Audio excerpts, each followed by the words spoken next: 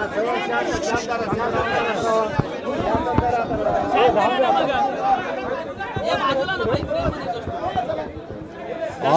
धाराशिव जिल्हा,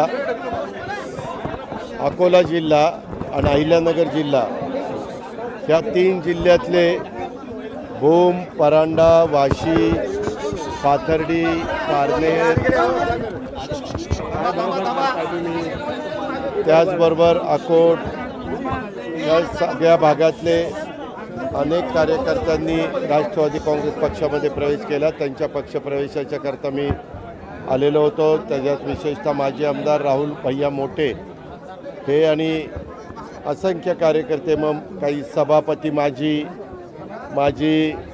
वेगवेगळ्या जिल्हा परिषद, तालुका पंचायत, नगरपालिका, महानगरपालिकेचे सन्माननीय पदाधिकारी, कारण सध्या त्या निवडणुका पुढच्या काही काळामध्ये होणार असल्यामुळं आता बहुतेक सगळ्या ठिकाणी माजीच पदाधिकारी आहेत आणि या सर्वांनी आम्हा लोकांच्या बरोबर राष्ट्रवादी काँग्रेस पक्षामध्ये काम करायचं ठरवलेलं आहे आणि आम्ही सगळेजण मिळून चांगल्या पद्धतीनं काम करण्याचा निर्णय हा घेतलेला आहे।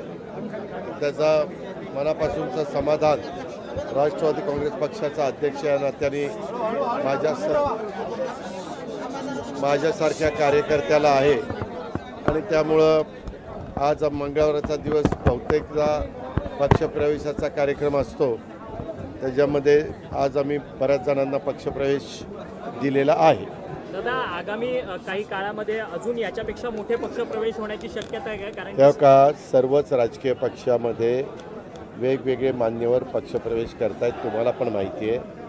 मग सर्वच राजकीय पक्ष, सत्ताधारी पक्षाचे राजकीय पक्ष असतील, जास्त करून सत्ताधारी पक्षाकडं त्या असणाऱ्या पक्षांच्याकडे येण्याचं प्रमाण हे आपल्याला जास्त पाहायला मिळतं आहे, परंतु त्यांना आम्ही बेरजेचं राजकारण जे स्वर्गीय यशवंतराव चव्हाण साहेबांनी केलं आहे त्या पद्धतीनं आम्ही देखील बेरजेचं राजकारण करतो आहे आणि शेवटी सगळ्यांना बरोबर घेऊन जायचं आहे। राज्याचा विकास झाला पाहिजे। देशाचे पंतप्रधान नरेंद्र मोदी साहेबांच्या नेतृत्वाखाली केंद्र सरकार काम करत असताना त्याच्यामध्ये आपला राज्य देखील विकासाच्या बाबतीमध्ये आघाडीवर असलं पाहिजे आणि त्या पद्धतीनं आमचं सगळ्यांचं, मुख्यमंत्री असतील, दोन्ही उपमुख्यमंत्री असतील किंवा बाकीचे सगळे आमचे मंत्रिमंडळातले सहकारी असतील किंवा वेगवेगळे आमचे जे काही राजकीय पक्ष आहेत त्यांचे पदाधिकारी असतील, यांचं काम चाललेलं आहे। दादा, आज दिनेश वाघमारे जे राज्याचे निवडणूक आयुक्त आहेत ते नाशिकमध्ये होते। विभागीय आयुक्तांबरोबर त्यांनी बैठक वगैरे केली आहे। स्थानिक स्वराज्य संस्थांच्या निवडणुका दिवाळीनंतर होऊ शकतात आणि स्थानिक स्वराज्य संस्थांच्या निवडणुकीमध्ये व्हीव्हीपॅट नसणार आहे, अर्थात तुम्ही मतदान केल्यानंतर जी पर्ची मिळत होती, पर्ची तुम्हाला दिसत होती, ती या सगळ्या स्थानिक स्वराज्य संस्थांच्या निवडणुकीवर नसणार आहे, असं दिनेश वाघमारेंनी सांगितलं। हा पूर्णपणे निवडणूक आयोगाचा अधिकार असतो, राज्याच्या निवडणूक आयोगाचा। त्यामध्ये त्यांना जसं केंद्रामध्ये निवडणुका चालतात ते इलेक्शन कमिशन त्यांच्या नेतृत्वाखाली चालतात, तसं आपल्या राज्यातल्या निवडणुका वाघमारे यांच्या नेतृत्वाखाली होणार आहेत। आता त्यांनी काय सांगितलं मी ते काय ऐकायला नव्हतं, परंतु माझ्यासारख्या कार्यकर्त्याची हीच भावना आहे, पारदर्शकपणे निवडणुका व्हाव्यात, त्याच्यामध्ये कुणालाही शंकेला जागा नसावी आणि कुणी मतदानापासून वंचित राहू नये अशा माफक अपेक्षा आम्हा लोकांच्या आहे आणि तशा पद्धतीनं निवडणुका व्हायला आपल्या महाराष्ट्रामध्ये काही हरकत नाही असं मला वाटतं। दादा, आज माधुरी हत्ती असेल किंवा कबुतरांच्या संदर्भातला प्रश्न असेल, त्या बैठकीमध्ये तुम्ही देखील होता, काय बैठकीमध्ये निर्णय त्या दोन्ही बैठका मुख्यमंत्र्यांच्या अध्यक्षतेखाली झाल्या। त्यामध्ये सुप्रीम कोर्टाचा एक निकाल आहे, तो सुप्रीम कोर्टाचा आहे हत्तीच्या संदर्भातला, आणि दुसरा निकाल आहे तो मुंबई हायकोर्टाचा आहे कबुतराच्या संदर्भातला। त्यामध्ये राज्याच्या वतीनं देखील आपली आपली भूमिका मांडायची अशा पद्धतीनं ठरलेलं आहे, परंतु त्या संदर्भामध्ये निकाल दिल्यानंतर तिथलं जे काही आश्रमामधले सहकारी आहेत त्यांच्या वकिलांनी ती केस व्यवस्थितपणे मांडावी.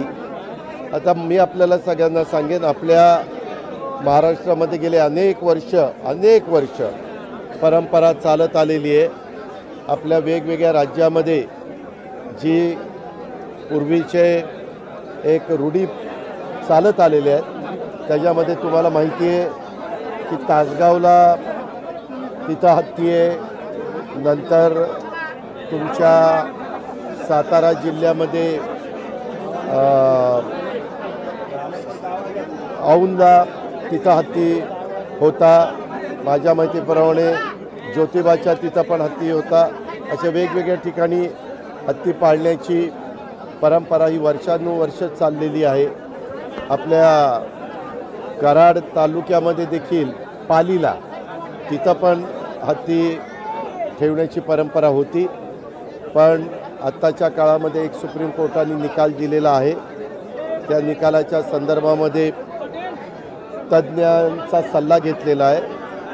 वकील असतील किंवा ॲडव्होकेट जनरल या सगळ्यांचा सल्ला घेऊन मला एवढंच वाटतं की ह्याच्यातनं खूप मोठ्या प्रमाणावर जनतेच्या भावना त्या दुखावल्या गेलेल्या आहेत आणि ती भूमिका ही सुप्रीम कोर्टामध्ये मांडण्याची गरज आहे. तुम्हाला सगळ्यांना आठवत असेल पत्रकार मित्रांनो, मागं आपल्याकडे बैलगाड्यांच्या शर्यती देखील बंद केलेल्या होत्या, परंतु त्यामध्ये अनेकदा कोर्टामध्ये जाऊन आपली होता.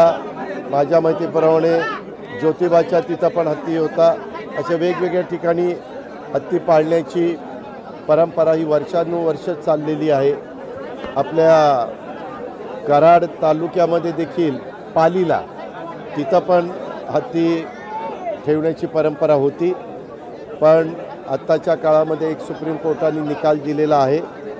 त्या निकालाच्या संदर्भामध्ये तज्ज्ञांचा सल्ला घेतलेला आहे.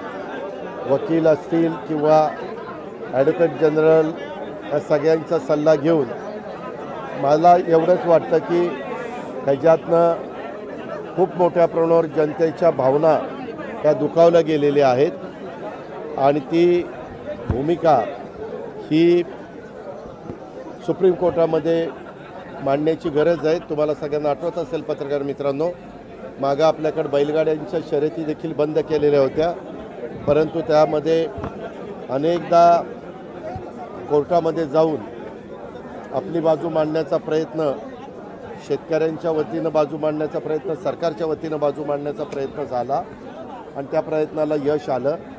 अलीकडच्या काळामध्ये आपल्या इथं 32 शिराळा त्याही भागामध्ये नागपंचमीला मोठ्या प्रमाणावर नागाची पूजा केली जायची. तिथं नंतर ते नाग सोडून दिले जायचे, परंतु मधी सुप्रीम कोर्टाच्या आदेशाप्रमाणे काही काळ ते थांबलेलं होतं, परंतु आता परत ते सुरू होईल अशा प्रकारची परिस्थिती निर्माण झालेली आहे. अशा अनेक घटना देशात किंवा राज्यामध्ये घडलेल्या आहेत. तशा पद्धतीनं कोल्हापूर जिल्ह्यातल्या तमाम नागरिकांच्या त्या हत्तीनेच्या बाबतीमधल्या भावना फार तीव्र आहेत आणि त्याच्यामुळं खूप मोठं शिष्टमंडळ त्या भागातले दोन्ही तिन्ही खासदार, माजी खासदार, विद्यमान आमदार, माजी आमदार, मंत्री प्रकाश आंबेडकर किंवा हसन मुश्रीफ साहेब असे अनेक मान्यवर आजच्या मिटिंगला होते आणि त्यांनी आपापली भूमिका मांडली. परंतु सरकारने पण सांगितलं की त्याच्यामध्ये कुणाच्या भावना दुखाव्यात असं सरकारला अजिबात वाटत नाही, परंतु आपल्या संविधानाचा विचार करता, कायदा नियमाचा विचार करता सुप्रीम कोर्ट हे सर्वोच्च असतं आणि त्यामुळं आपल्याला पुन्हा त्याबद्दल सुप्रीम कोर्टाचाच दरवाजा ठोठावा लागणार आहे आणि तशा पद्धतीनं पुढची कारवाई करायचं ठरलं. हिंदी में जाना चाहेंगे आता वेगवेगळ्या प्रकारे तुम्ही जर सुप्रीम कोर्टाची ऑर्डर बघितली तर तुमच्याही लक्षात येईल. आता सुप्रीम कोर्टाने काय ऑर्डर द्यावी हा त्यांचा अधिकार आहे. त्या अधिकाराचं पालन करणं हे सरकार म्हणून ज्या त्या सरकारचं काम असतं ते त्या सरकारने केलेलं आहे. पण त्यामधल्या लोकभावना पण लक्षात घेतल्या गेल्या पाहिजेत अशा प्रकारे सरकारला वाटतं. हिंदी में जानना चाहेंगे सर, हिंदी में. परंतु शरद पवारांचा पक्ष जो आहे तो आता सुप्रीम कोर्टात जाणार आहे या सगळ्या निर्णयाच्या विरोधात. हो का, प्रत्येकाला कुठलाही निर्णय दिल्यानंतर तो निर्णय जर योग्य वाटला नाही तर अपील करण्याचा अधिकार आहे. मी सुरुवातीलाच आपल्याला सांगितलं, आपल्यामार्फत राज्याला सांगेन, आमच्या महायुतीच्या सरकारला निवडणुका पारदर्शक व्हाव्यात. निवडणुकाची जी पद्धत आपल्याकडं आहे महाराष्ट्रामध्ये त्याच्यामध्ये कुठंही कुणावर अन्याय होणार नाही, कुठंही कुणी मतदानापासून वंचित राहणार नाही. तो आपल्या महाराष्ट्रामध्ये राहणारा मतदार असेल तर प्रत्येकाला मतदानाचा अधिकार मिळाला पाहिजे.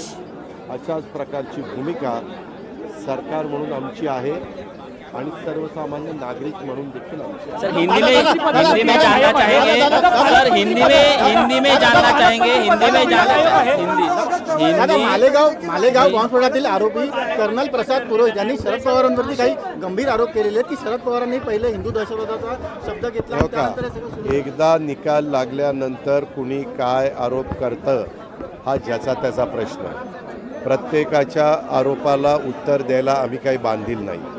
आम्ही Supreme Court, high court, session court ही सगळी जी काही यंत्रणा घटनेचे शिल्पकार डॉक्टर बाबासाहेब आंबेडकरांनी आपल्याला दिलेली आहे, संविधान दिलेलं आहे, त्या पद्धतीनं आपला भारत देश चालतो. त्या पद्धतीनं आपण सगळेजण पुढं वाटचाल करत असतो. आता कुठलाही निकाल आला तर प्रत्येकाला व्यक्ती स्वातंत्र्य, मत स्वातंत्र्य, ते त्यांचं म्हणणं मांडू शकतात. त्याला आता कुणी त्या गोष्टीचं कदाचित समर्थन करतील, कुणी त्याला विरोध करतील. परंतु मला तुम्ही विचारलं तर मी न्याय देवतेने दिलेल्या निर्णयाचा आदर करणारा मी कार्यकर्ता. सर, हिंदी में जानना चाहेंगे, महत्वपूर्ण पक्ष प्रवेश हुआ है, क्या कहेंगे उसको, और आने वाले इलेक्शन में उसका कैसा फायदा हो सकता है? क्या है, आज हमारे धाराशिव डिस्ट्रिक्ट, अकोला डिस्ट्रिक्ट और अहिल्यानगर डिस्ट्रिक्ट, ये 3 डिस्ट्रिक्ट के भूम, परांडा, वाशी, फिर पाथर्डी, पारनेर, अकोट, ऐसे अलग अलग जो तालुका है, उस तालुका के बहुत से साथियों ने राष्ट्रवादी कांग्रेस पार्टी में प्रवेश किया है. उसमें एक्स MLA मिस्टर राहुल भैया मोटे, इन्होंने बहुत साल भूम, परांडा, वाशी का प्रतिनिधित्व किया है. हमने सबने एक साथ बहुत साल काम किया है. वो एक अच्छा वहाँ का विधायक के नाते उन्होंने काम किया है और सबको साथ लेके वो आगे जाना चाहता है. इसीलिए उनके नेतृत्व में वहाँ के बहुत सारे कार्यकर्ताओं ने. तुम्ही काळजी करू नका पत्रकार मित्रांनो. ज्यावेळेस आम्हाला म्हणजे राज्याच्या प्रमुखांना रायगड आणि नाशिक हे पालकमंत्री पदाचं जाहीर करायचं आहे, तो सर्वस्वी अधिकार हा मुख्यमंत्र्यांचा असतो. मुख्यमंत्री योग्य वेळी ते जाहीर करतील म्हणून कुठलंही काम थांबलेलं नाही आहे. DPCचे जो काही निधी आहे तो निधी त्या जिल्ह्याला देण्याच्या बद्दलच्या सगळी कार्यवाही करण्यात आलेली आहे आणि सरकारच्या वतीनं तिथं पालकमंत्री जरी आत्ताच्या घडीला नसले तरी कुणी ना कुणी कुणाला तिथे नेमणूक मंत्रिमंडळातल्या सहकार्याची केली जाईल.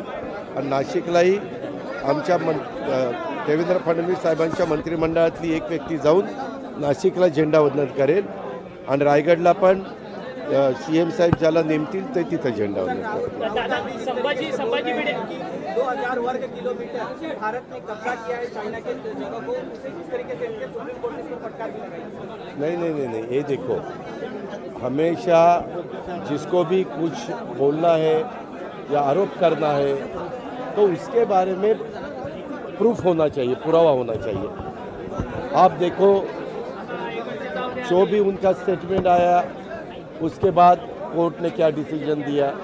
कोर्ट का डिसीजन तो फाइनल डिसीजन रहता है, नंबर 1.